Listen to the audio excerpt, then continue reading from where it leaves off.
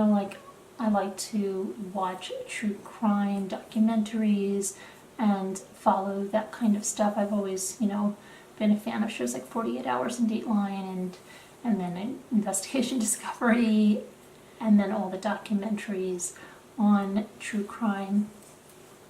So, probably know, maybe I've told you before, I followed the Jodi Arias trial and the Casey Anthony trial. So it's probably not a stretch that I followed Chris Watts, the Chris Watts case. And they recently released a lot of video showing him in jail. They showed, I guess he was, having his feet, his prints of his toes, toe prints, and then he was being measured for shoes, and I think he had some blood testing, and I think he was given a shave or haircut. I don't know, but I mean, there was no audio on the video. It was just you could just watch it. But other than that, the other big news on him is that he was transferred to an out-of-state prison for his own safety. We don't know what state he was moved in. We don't know what state he was moved to.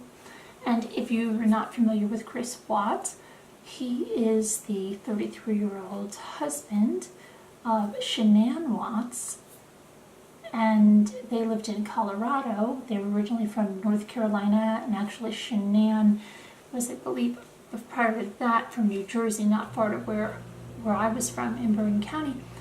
But yeah, so what happened was he killed his wife and his two little girls, Bella Marie, 4, and Celeste, or Cece, 3.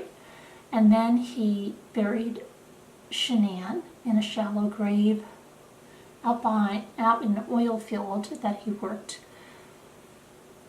in, or that he had access to. And he put the kids, there were 2 different tanks of crude oil, and he put one in one and one in the other. And Shanann was 15 weeks pregnant with a little boy who they were going to name Nico. And there's so much controversy around the case between what's been said in the media, between what's been released in those documents, and with all of what he said in the investigation, in those interrogation tapes. Because, if you read what Shanann is saying, and Shanann is saying he didn't want another baby, and right when she was coming home, right before she was murdered, she confessed to her friend on the plane, who she was away on convention because she did an MLM, it was Lavelle, right, and they sold a product called Thrive. But they were coming back, and she was either texting someone or talking to someone on the plane and saying that the gender reveal party that they had was canceled because the energy wasn't right, and that Chris didn't want another baby. He was happy with the 2 girls, and he had become so cold and so distant, and he wasn't affectionate anymore. And just, prior to this, she was saying he couldn't keep, prior to when she said when she left or something, he couldn't keep his hands off of her. And she had gone for like 5 weeks out to North Carolina, and then he went 1 week out to North Carolina the 6th week, and I think they all came back together. And then she went on this trip, and then when she came back from the airport, she was dropped off by a friend of hers. And the next morning, the friend, thought it was weird because she always got a text from Shanann and everything. She didn't get a text or anything, and Shanann wasn't on social media. Thought it was very strange. She went over to the house. Shanann's car was in the garage, but there was no answer at the door. And so then I believe she called Chris, and Chris told her not to worry, or that she was at a play date. And she said, no, her car is in the garage. And anyway, then the police went in, and her purse was there, her wedding ring was there. All kinds of stuff like that was there that she would have definitely taken if she went somewhere, right? So everybody had an inkling, and then Shanann's mother said, just like right away, she just had an inkling that, she just knew the son-in-law, maybe when he was out in North Carolina, because that's where they lived, thought something's wrong with this guy. And I know Shanann had told her mother that when Chris came out there for the 6 weeks, he was acting really cold and you didn't want to kiss her or anything, and the mother said, just give him some space or something. But I guess putting it all together, and then the disappearance, then she was like, no, I think he did something, I suspect foul play, and I think he's going to use oil to cover it up, and it's just like really scary oil to cover it up. But meanwhile, he was having an affair with, I believe her name was Nikki Kessinger, I think it is. She was the boss's daughter, and there's a lot of controversy as if she's not letting on as how much she knows, okay? Because her investigation, she seems shocked, and then so horrified, which anyone should be, about what he did with his daughters and his wife. But people are saying, well, there's another figure in the truck that morning on the surveillance tape, and then there was a cab, and who was in the cab. So people are thinking that this mistress was more involved with this whole plot than she's letting on. And I'm kind of thinking, I don't know, that too, because just what I heard in her interrogation tapes, some of it seems like put on, and I don't know, there's too many variables now. I'd have to look at those tapes again and see if there is another figure there, find out about that cab and stuff, and I haven't gone through all of it, so you're free to put your ideas in there. But I don't know, I think, she knew more because she had been in the house, but then she was saying like she didn't know about his kids or about his wife, and I don't know. I don't understand why he did what he did anyway. Truthfully, come on now. I mean, what is he looking at? He's looking at Scott Peterson. Look what happened to him. He's looking at Drew Peterson. Look what happened to him. Does he think, oh, he's so smart, he's going to be the one that commits the murder and then moves on with his life? It doesn't work out well. Why do they do this? Why can't they just get a divorce? I don't understand. And if someone's saying, well, it was because, well, if he got a divorce, he didn't want to pay child support, or tough luck, then you shouldn't have had your kids, okay? So you have to pay child support. And, supposedly they were in a lot of debt. Okay, well, if he was going to get a divorce, they were going to sell the house anyway. They had already talked to a realtor. So, okay, they would have gotten out from under that house. And look, he was involved with this woman that he wanted to spend the rest of his life, who he's never felt the way he did about anybody. She was a very, came from a wealthy family. The father was his boss. And if that was the case, what was he worried about? Then he could just go on, because, I don't know. Why was he doing this? It just doesn't, is it all because of the money? So you're willing to risk everything and kill your children and kill your wife because you're worried about paying child support? You're worried not getting out from under the debt? That is so stupid.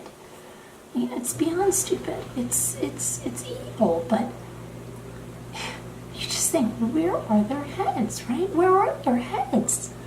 I know we're thinking, but yeah, I mean, it's just crazy. And now, the day I was thinking, like, what is he thinking, like, right now? Is he thinking, like, wow, what did I do? I mean, it's just, you just want to just, like, smack people like this. And I don't honestly know how Shanann's parents could have even been in the courtroom, because I think, I couldn't even be, like, within 10 feet of someone that murdered my daughter and murdered my granddaughters, and did it because, for these reasons that he did it for. I mean, there would be no reason, okay? There would be no valid reason, but I'm saying to keep thinking that he murdered, her daughter and her granddaughters when he could have just divorced them, and, you know what else? I don't know. I mean, but if Shanann was the breadwinner and he was not making money, and she had the custody, his child support would go according to what he's making. So, I mean, I don't understand. Like, you're just gonna kill your kids?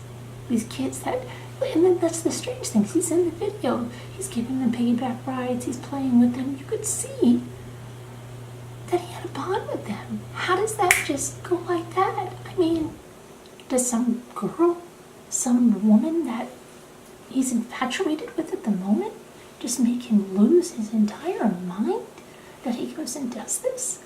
You know, that's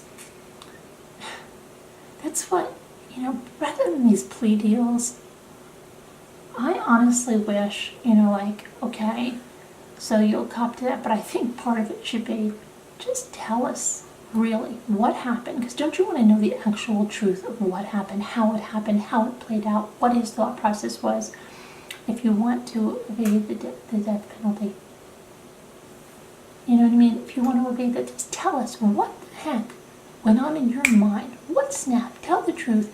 Blah, blah, blah, blah, blah. Tell it. But then at that point, they're such liars, you would never be able to believe them anyway, because they're such liars. But it's so aggravating. It really is so aggravating.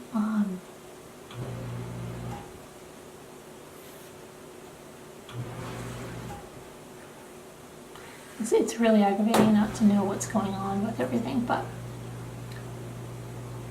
you know, and he's at first saying that he did it because he saw Shanann doing, you know, strangling her kids on the camera, and then to find out, you know, he suffocated his kids with his hand. I mean, so he's looking at their face. I mean, people might have thought, oh, maybe he, you know, put a pillow over them and couldn't see them, but honestly, he had a hand on them and is looking at their eyes and I can't even fathom. I cannot even fathom.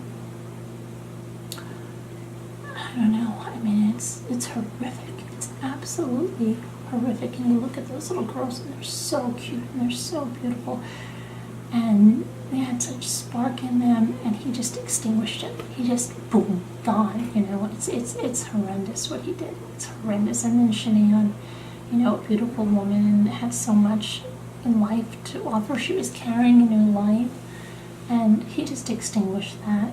Boom. And do you know that when the bodies were found, well, they had started to decompose, but also that Shanann had expelled little Nico.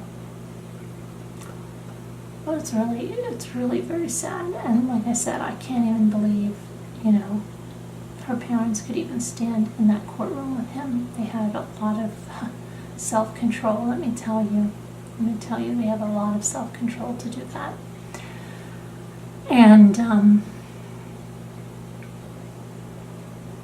yeah, lots of self-control to do that. And the other thing I don't understand is Shanann, everybody calls her Shanann, but in the courtroom, her mother's heart-wrenching testimony, she called her Shannon. Did anybody notice that? I'm wondering what's that. I'm wondering if her real given name was Shannon and she changed it to Shanann, but her mother still calls her Shannon. I don't know. There's a new interview with her parents that was just on 2020 on Friday. And I watched a little bit of it, but my kids were going a little bit crazy when it was on, so I wasn't able to pay as close attention.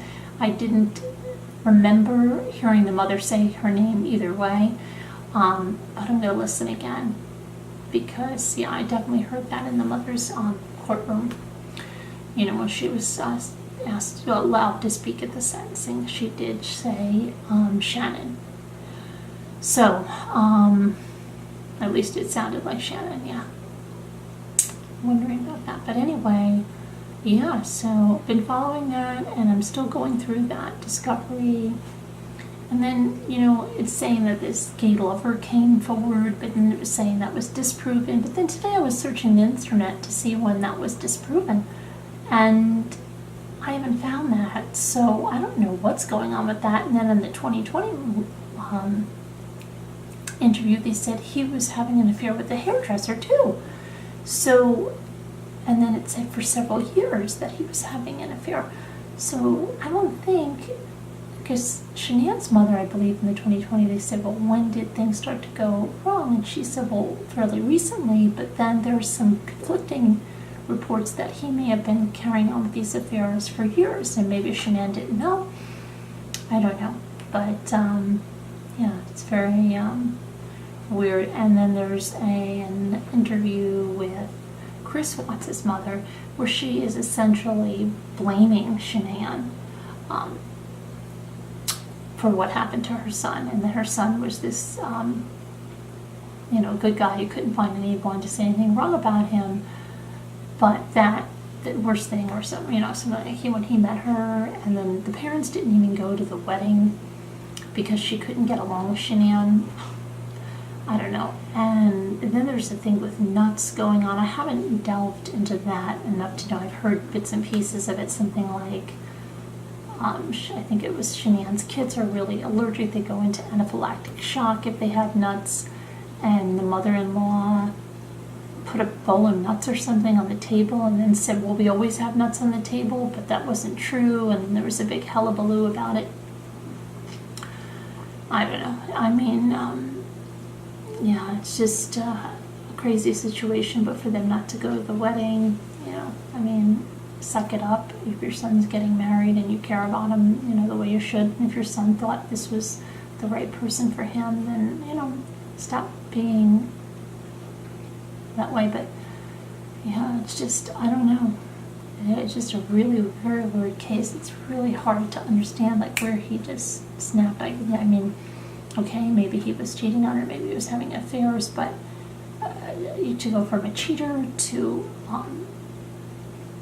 somebody that murders his wife, and not only his wife, murders his children, okay? Because, I mean, that's something, and then murders him with his hand, just all and the one little girl was fighting back. It's really horrific. I don't know if you guys are following the case, but if you are, you can put your comments in there, and maybe we'll do a live and talk about this some more. I'm sure there's going to be more that's coming out, like, it's probably going to leak out where he was transferred to. I don't know how much longer that's going to stay hidden at all. I don't know how much longer that can stay hidden. So anyway, that's what I have for you guys on that. And let me know if you're following the case, okay? Bye now.